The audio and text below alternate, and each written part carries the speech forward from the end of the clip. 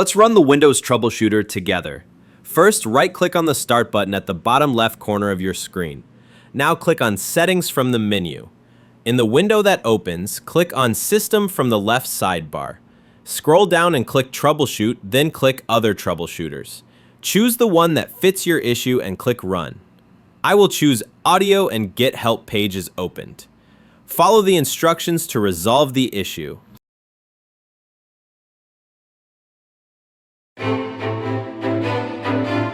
To restart your computer, click the Start button at the bottom left corner.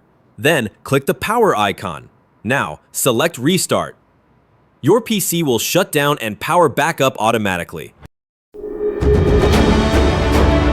Let's run the DISM tool to fix your Windows image. Click the Start button, type CMD, then right-click on Command Prompt and choose Run as Administrator. Click Yes if prompted. Now type this command, DISM /online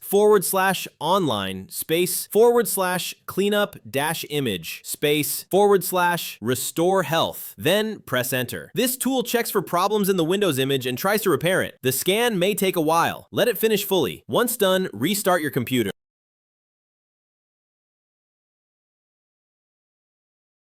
Let's run the System File Checker. Click the Start button and type CMD in the search box. Right-click Command Prompt and choose Run as Administrator. If you see a prompt, click Yes. Now type this command, SFC /scan now.